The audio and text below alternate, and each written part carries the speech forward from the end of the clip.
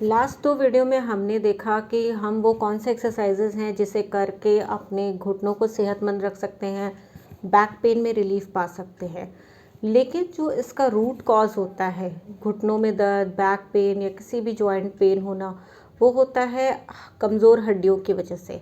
और हड्डियाँ कमज़ोर क्यों होती है, ये जानना बहुत ज़रूरी है। तो आइए इस वीडियो पे हम इसी के बारे में बात करेंगे।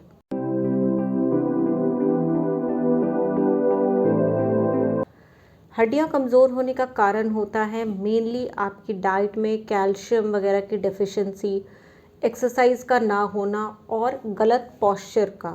तो इन सब चीज़ों को अगर सुधार सकेंगे तो हमें जॉइंट पेन की प्रॉब्लम या हमें कमज़ोर हड्डियों की प्रॉब्लम नहीं होगी। तो हमें पहले देखना है कि हमें वो कौन कौन सी चीज़ें हैं जिसे इंक्लूड करनी है डाइट में, जिससे हमारी हड्डियाँ मजबूत हो सकती है। तो वो कौन से न्यूट्रिएंट हैं जो मजबूत हड्डियों के लिए रिस्पॉन्सिबल होते हैं। तो सबसे पहला होता है उसमें कैल्शियम, विटामिन D3 और फॉस्फोरस। जनरली कैल्शियम और फॉस्फोरस का सोर्स सेम होता है, लेकिन कैल्शियम का एब्जॉर्प्शन बहुत कारणों पर डिपेंड करता है। कई बार होता है कि जब आप खाने में कैल्शियम अच्छी मात्रा में ले रहे हैं फिर भी कमज़ोर हड्डियां होती हैं। उसका कारण क्या है? सबसे पहला विटामिन D3 की कमी हो सकती है, दूसरा मैल अब्जॉर्प्शन की प्रॉब्लम, तीसरा आपके जो खाने में आप यूज़ कर रहे हो उसमें आपके फाइटेट्स और ऑक्सलेट्स प्रेजेंट हो, इसके वजह से भी आपका कैल्शियम अब्जॉर्प्शन कम हो जाता है। साथ ही अगर आपकी ग्रोइंग एज है, अगर आप ओल्डर एज में जाते हैं तो कैल्शियम अब्जॉर्प्शन कम हो जाता है। साथ ही मेनोपॉज के स्टेज में भी लो कैल्शियम अब्जॉर्प्शन देखा गया है।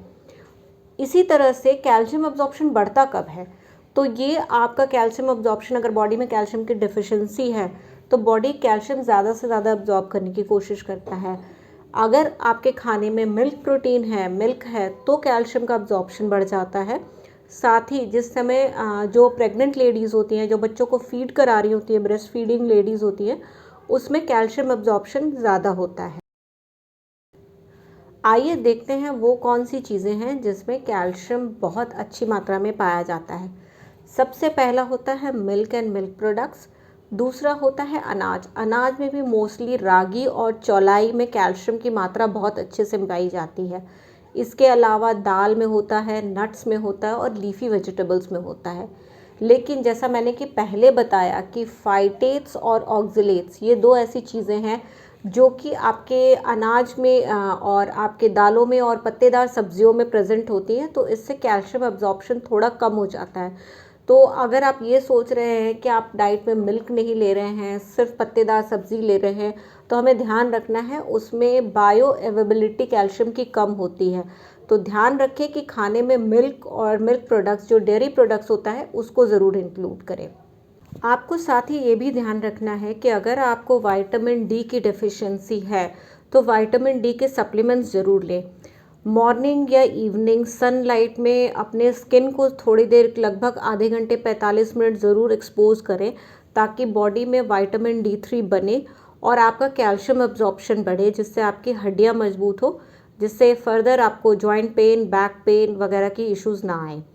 तो इन सब चीज़ों का आपको ध्यान रखना बहुत ज़रूरी है। आशा करती हूँ मैंने जो इन्फॉर्मेशन आपको दी है कैल्शियम के बारे में, कैल्शियम अब्जॉर्प्शन के बारे में, इसको आप ध्यान में रख के ही आप डाइट को प्लान करेंगे।